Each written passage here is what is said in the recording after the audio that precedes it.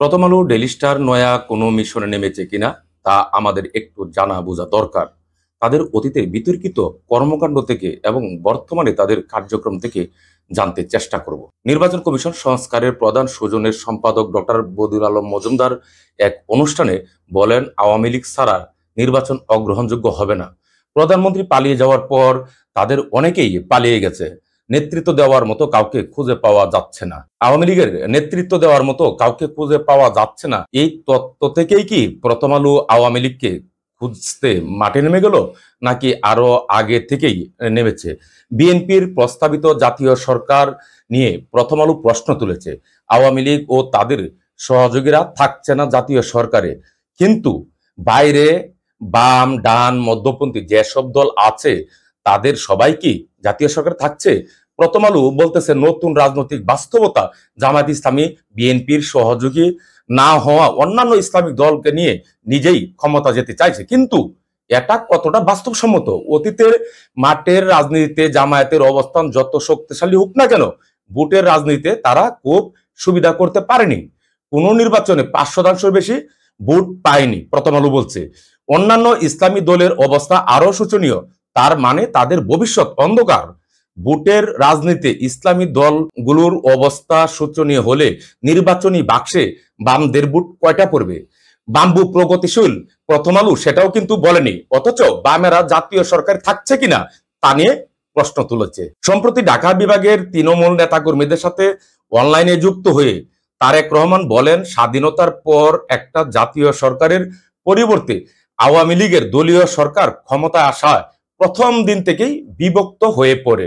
ফলে একটা বিরাট অংশ ইচ্ছা থাকা সত্ত্বেও দেশ গঠনে কোনো অবদান রাখতে পারেনি।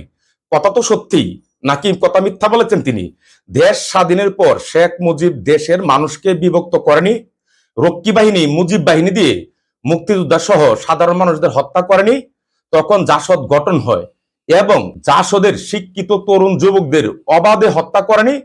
স্বাধীন বাংলাদেশে প্রথম ক্রসফায়ার তো মুজিবই করেছিল। সিরাজ শিকদারকে হত্যা করার পর সংসদ দাঁড়িয়ে মুজিব বলেনি, কোথায় আজ সিরাজ শিকদার? 2009 সাল থেকে 2024 সালের 5 আগস্ট পর্যন্ত ভারতের পেট থেকে তৈরি হওয়া আরেক পতিত স্বৈরাচারের জাতীয় পার্টিকে গৃহপালিত বিরোধী দল বানিয়ে যেমনটা করেছে মুজিবের কন্যা গণহত্যাকারী হাসিনা।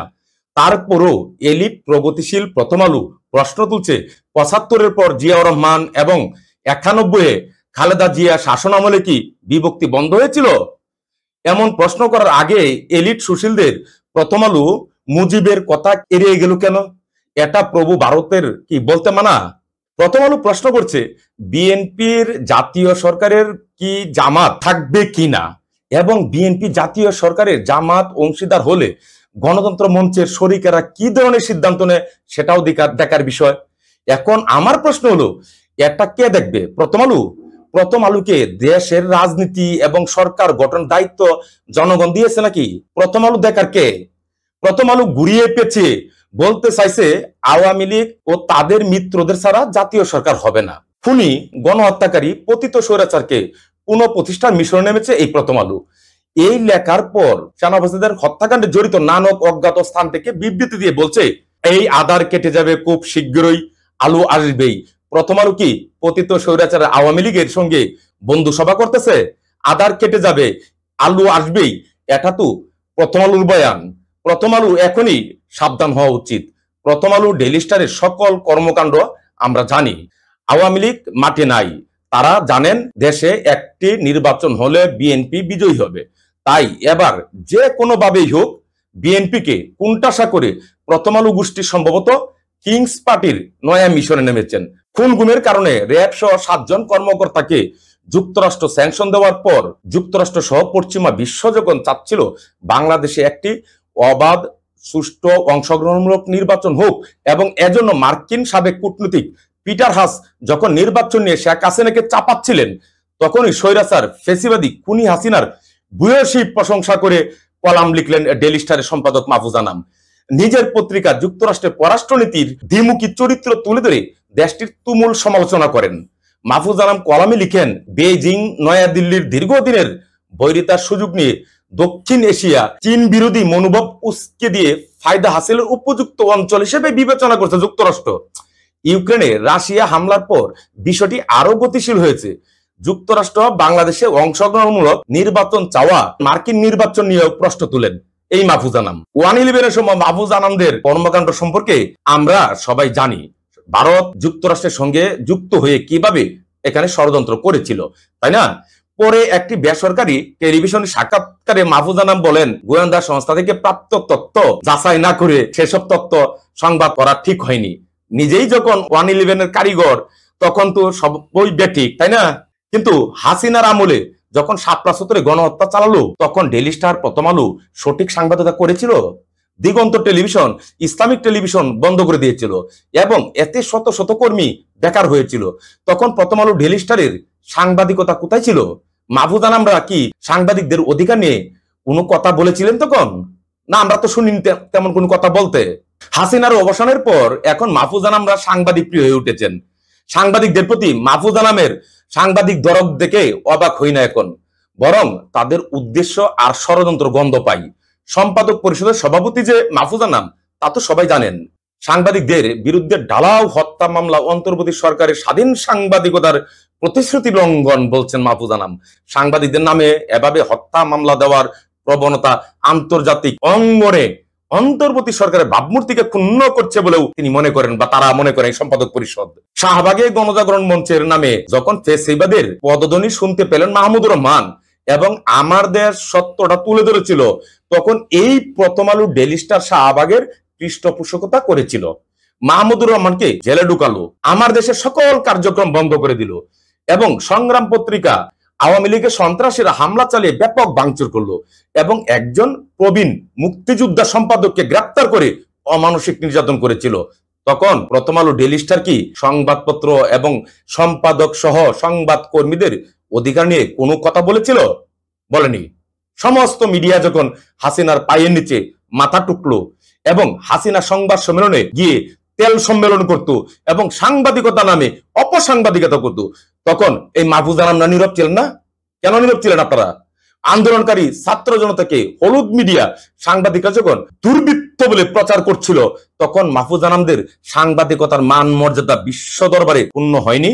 প্রথম আলোর সাংবাদিক রুজিনা ইসলামকে সচিবালয়ে মারধর করে জেলে দিল, তাই না? অন্যদিকে ডেইলি স্টার স্বাস্থ্য অধিদপ্তরের বিশাল বড় বিজ্ঞাপন পেল। আমরা কিন্তু ভুলে যাইনি কার্টুনিস্ট কিশোরের কথাও আমরা ভুলে যাইনি, যে কার্টুনের সব দায় দায়িত্ব কিশোরের উপর চাপিয়ে এই প্রথম আলো নিজেকে নিয়ে ব্যস্ত হয়ে পড়েছিল। তারপরও তারা বলবেন সাংবাদিকতার মান, তারা বলবেন সাংবাদিকতার মর্যাদা, তারাই সবকিছু করবেন, তারা এই দেশের রাজনীতি নিয়ন্ত্রণ করবেন, তারা এই দেশের গণতন্ত্র নিয়ন্ত্রণ করবেন। এতদিন কোথায় ছিলেন আপনারা? আপনারা কোথায় থেকে উদয় হলেন?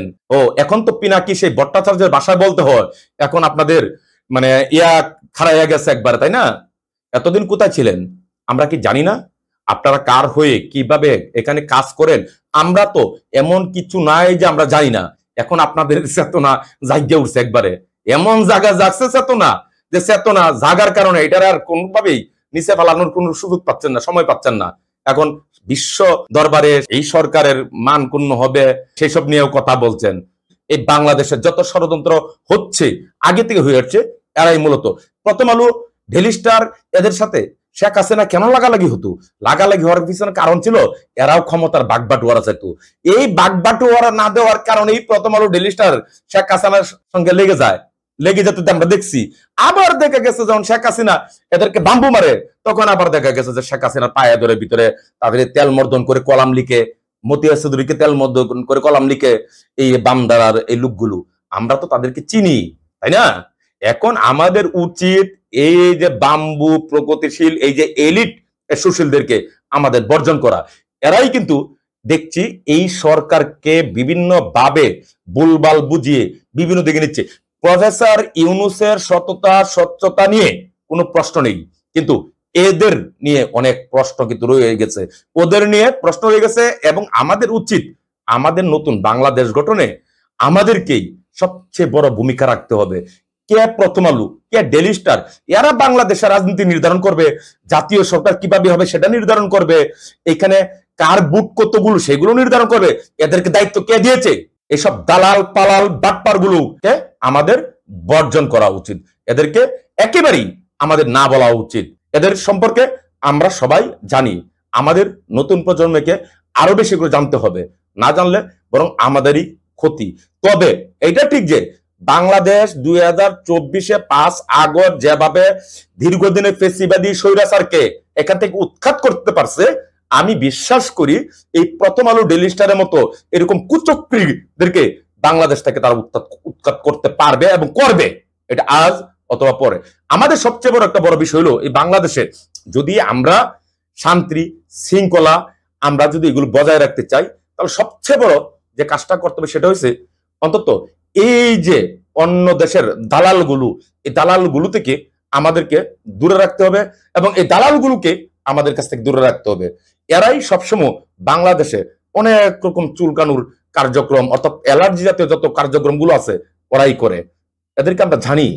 আরো অনেক কথা বলবো পর্যায়ক্রমে। সবাই ভালো থাকবেন।